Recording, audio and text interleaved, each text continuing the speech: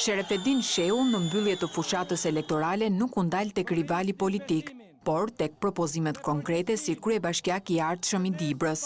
Propozimi im i parë në Këshillin Bashkiak do të jetë ulja e tarifës së ujit të pishëm, ulja e tarifës së ligjave nga 250 në 100 lek dhe krijimi i një fondi të posaçëm për të mundësuar ndriçimin për familjet në nevojë, si dhe për furnizimin e tyre me ujë të pishëm.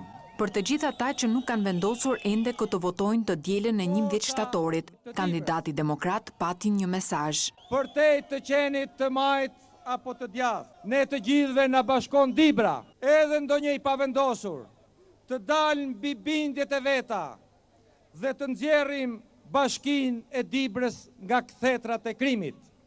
Mesazhi i Lulzim Bashës për Edi Ramën ishte krejt tjetër. Kam një mesazh për çakent dhe orlat e Edi Ramës që sillen vërdall.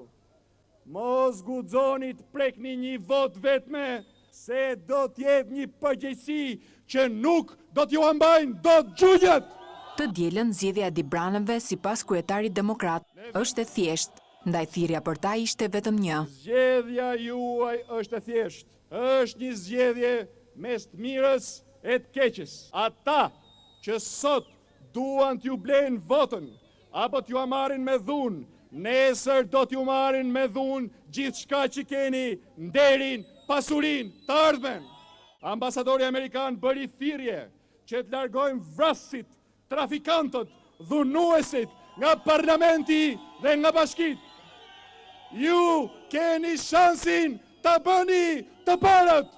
Në Dibër, demokratët kishin në krah aleat të vjetër e të rinj, por edhe të penduar. Opozita ka shumë përsi në këtë zgjedhje. Shqipëria është zhytur tashmë në një krizë morale të kësaj majorancë.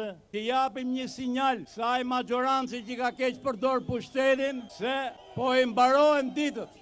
Pazarin e kanë 200 euro. Merja një 300, se janë para tuja. Po votat mos ja jepni! 3 vitet e qeverisës rilindjes na dhanë shpërfillje, arrogancë, sundim, prandaj ne duhet fitojmë. Kushdo duhet ta mësoj se Dibra nuk mposhtet as me haraç dhe as me kërbaç. Në mitingun përmbyllës të demokratëve, folën edhe qytetarë të thjeshtë, të cilët thanë se janë socialistë të zhgënjyer.